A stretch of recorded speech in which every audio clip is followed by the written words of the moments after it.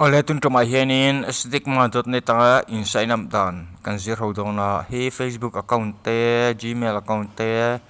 Instagram account hak na rang ang chi khan ita a half coding ania e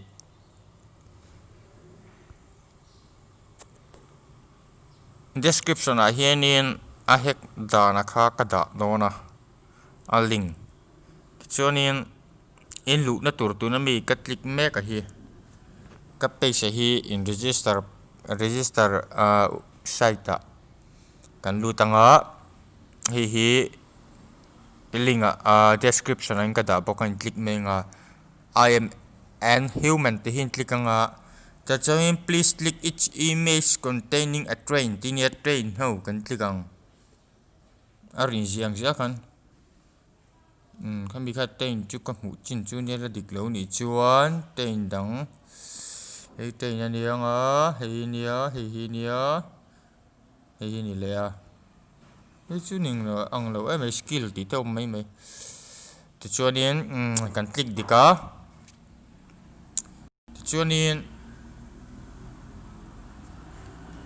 sign up pa kan lu don ni ka sign up sa ka login sa ka log out log ang mi sa thi mo la chuanin tan sign up ti hian om don ani username khai thlangang antenan misual pa poi ti thaya adata hi nei nula username password mo misual pa ti tawla ai hi in password username le password thing sereng tu ni chuanin in type non lengan huaya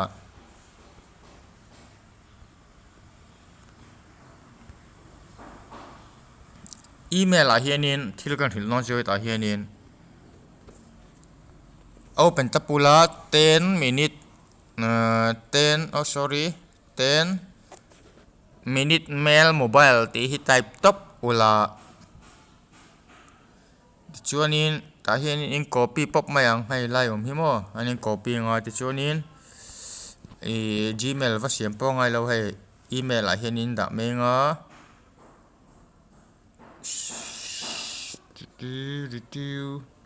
email link an fill up nga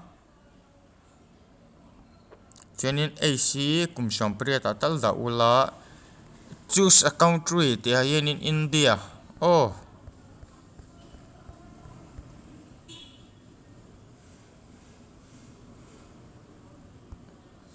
chuan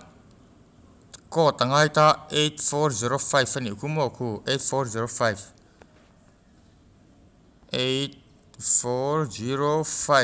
ni ta a sign up an click ang username le misual party username kan manga password ta misual pa 123 in sign up zauta ti chuanin ta hianin username le password ken login to mai kaka sign up dan ani emi description a hianin emi sign up link le a hek dan takakha video link ka da tel non ni in lo en non dia